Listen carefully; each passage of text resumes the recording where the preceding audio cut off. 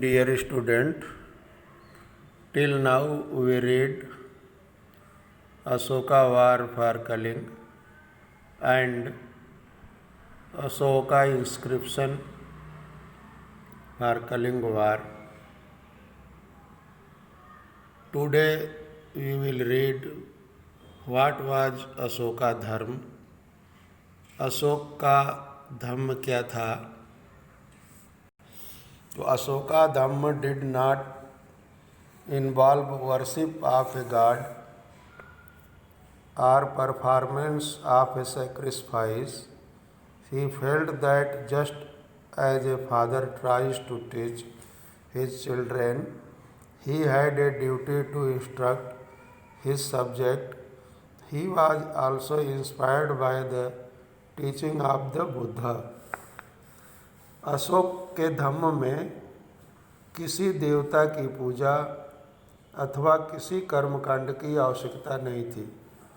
उन्हें लगता था कि जैसे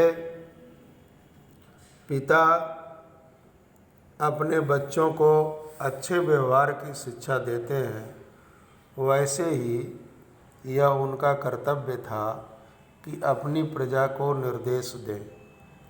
वे बुद्ध के उपदेशों से भी प्रेरित हुए। यहाँ पर he had a duty to instruct his subject, उनकी यह ड्यूटी बनती थी, कर्तव्य बनता था।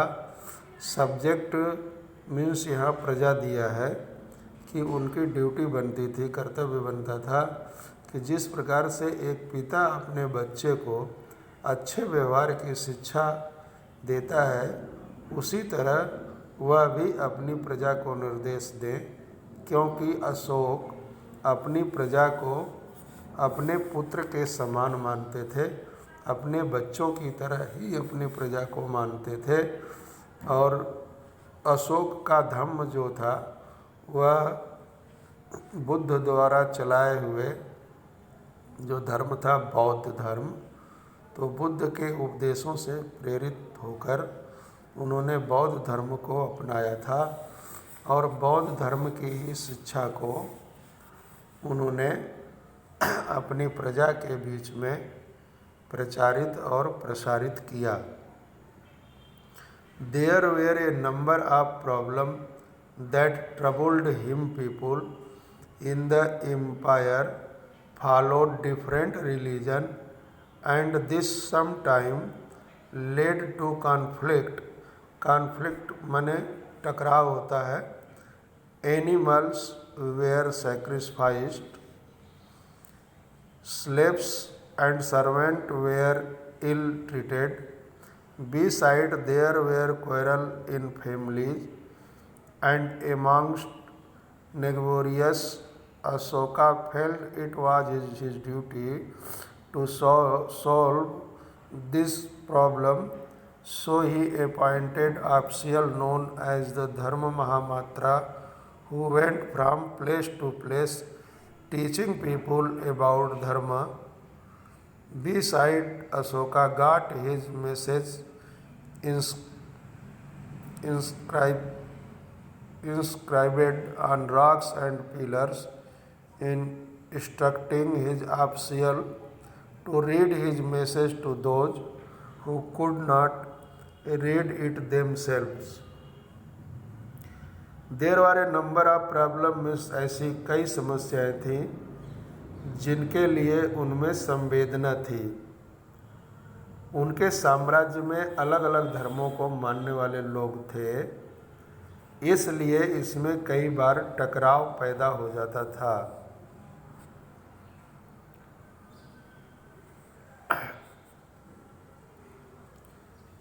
जानवरों की बलि चढ़ाई जाती थी दासों और नौकरों के साथ।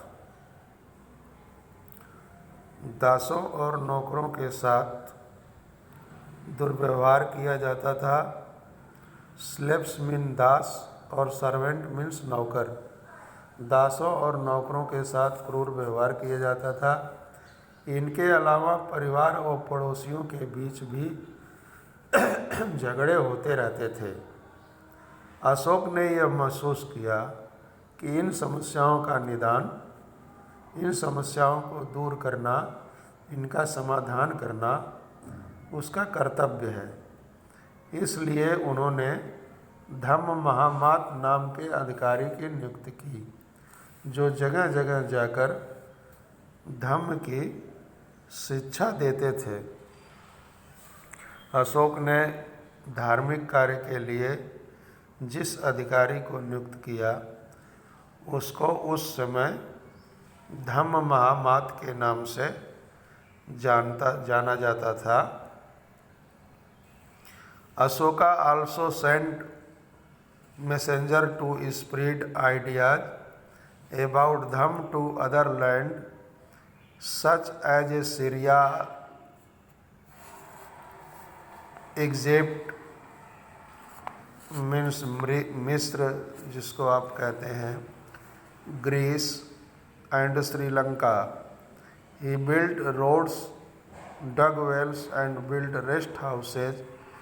Beside, he arranged for medical treatment for both human beings and animals. इसके अतिरिक्त अशोक ने अपने संदेश को कई स्थानों पर स्टोन और पिलर पर खुदवाए। Ashoka also sent messenger to spread idea about them to other land. Other land means दूसरे अन्य देशों में। अधिकारियों को यह निर्देश दिया कि वे राजा के संदेश को उन लोगों को पढ़कर सुनाएं जो खुद पढ़ नहीं सकते थे। अशोक ने धम्म के विचारों को प्रसारित करने के लिए सीरिया, मिस्र, ग्रीस तथा श्रीलंका में भी दूत भेजे। उन्होंने सड़कें बनवाई, कुएं खुदवाए और रेस्ट हाउसेस मीन्स विश्राम गृह बनवाए। इसके अतिरिक्त उन्होंने मनुष्यों और जानवरों दोनों के लिए चिकित्सा की भी व्यवस्था की। यह सब कार्य करने के कारण ही अशोक को एक प्रजापालक या प्रजा का हितैषी शासक के रूप में हम इतिहास में जानते हैं। और इन्हीं सब कारणों से अशोक महान की संज्ञा से नवाजा जाता है। Ashoka message to his subject, यहाँ सब्जेक्ट का प्रयोग प्रजा के लिए किया गया है कि अशोक का अपनी प्रजा के लिए क्या मैसेज था। People perform a variety of ritual when they fall ill. लोग विभिन्न अवसरों पर अनुष्ठान करते थे। People perform a variety of ritual when they fall ill, जब वे बीमार होते थे। जब लोग बीमार होते थे या कोई विभिन्न अवसर आता था तो उन अवसरों पर लोग अनुष्ठान करते थे। When their children get married, या जब उनके बच्चों का विवाह होता था। व्हेन चिल्ड्रेन आर बॉर्न और when they go on a journey, जब बच्चों का वो विवाह करते थे या बच्चों का जब जन्म होता था या जब कहीं की लोग यात्राएं शुरू करते थे, तब वे तरह तरह के अनुष्ठान करते थे। This ritual are not useful, एक कर्म कांड किसी काम के नहीं।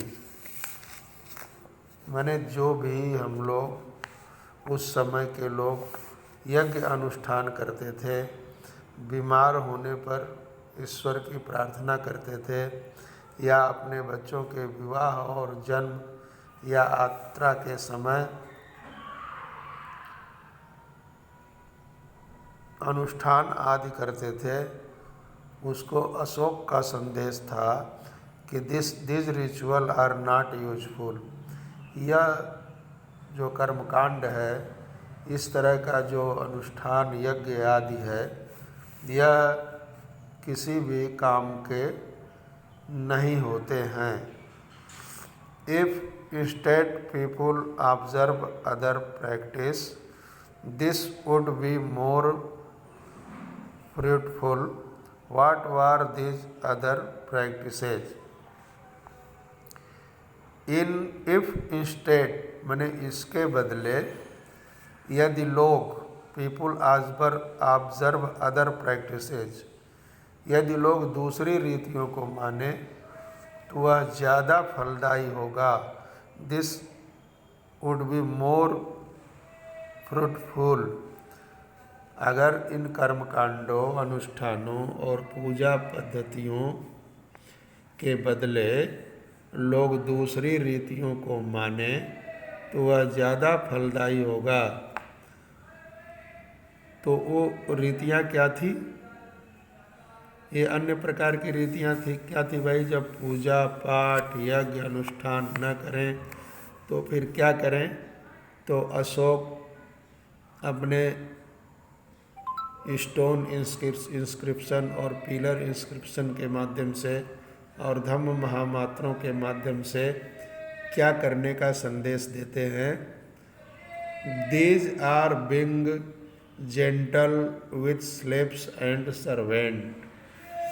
अशोक का संदेश है कि अपने स्लेव्स मीन्स दास, अपने दासों और नौकरों के साथ अच्छा व्यवहार करें।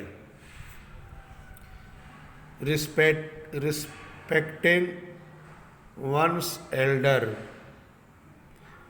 बड़ों का आदर करें। ट्रीटिंग ऑल क्रिएटर्स विथ कंपेजेशन, सभी जीवों पर दया करना। गिविंग गिफ्ट्स टू ब्राह्मण एंड मंक्स, ब्राह्मणों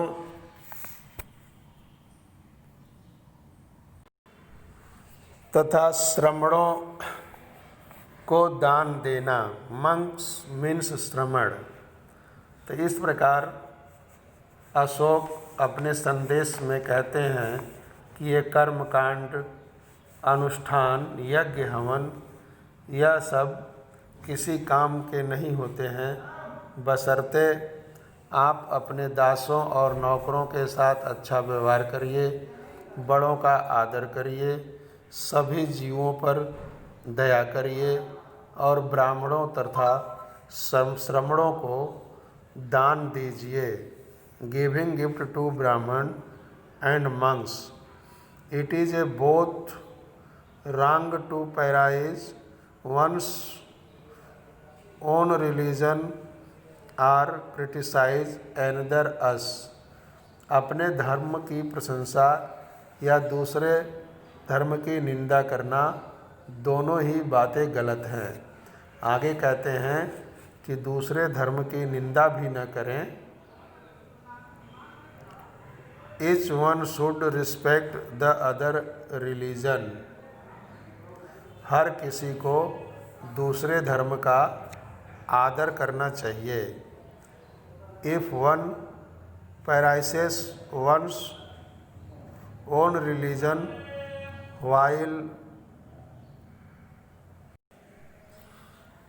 while criticizing others, one is actually doing greater harm to one's own religion। यदि कोई अपने धर्म की बड़ाई और दूसरे के धर्म की बुराई करता है तो वह वास्तव में अपने धर्म को ज़्यादा नुकसान पहुंचाता है। Therefore one should try to understand the main ideas of another religion and respect it. इसलिए हर किसी दूसरे धर्म के प्रमुख विश्वासों को समझने की कोशिश करते हुए उसका आदर करना चाहिए। Therefore one should try to understand, समझने की कोशिश करना चाहिए, the main ideas of another religion and respect it, दूसरे धर्म के विचारों को या दूसरे धर्म की मान्यताओं को समझने की और उसका रिस्पेक्ट करने की, उसको आदर करने की बात को समझना चाहिए। Pandit Jawaharlal Nehru, the first prime minister of India, wrote his edicts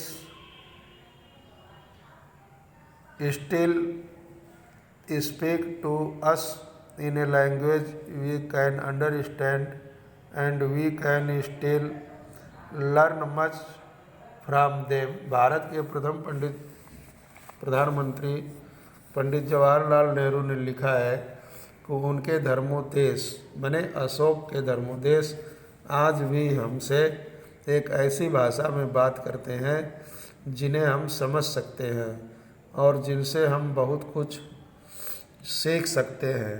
identify the part of Ashoka message that we think are relevant today. Ashok के धर्म के विचारों को दूर दूर तक फैलाने के लिए उन बातों को बताया जो आपके अनुसार आज भी प्रासंगिक हैं। अशोक के संदेश को उन हिस्सों को बताओ जो आज भी प्रासंगिक हैं। मीन्स अच्छे व्यवहार की आशा एक दूसरे से करना, बड़ों का आदर करना, किसी भी दूसरे की बुराई न करना और ना ही अपनी बातों को किसी के ऊपर ज़बरदस्ती थोपना। ये आज भी अशोक के संदेश प्रासंगिक हैं। So this chapter is completed. I get the question answer in next day. Thank you.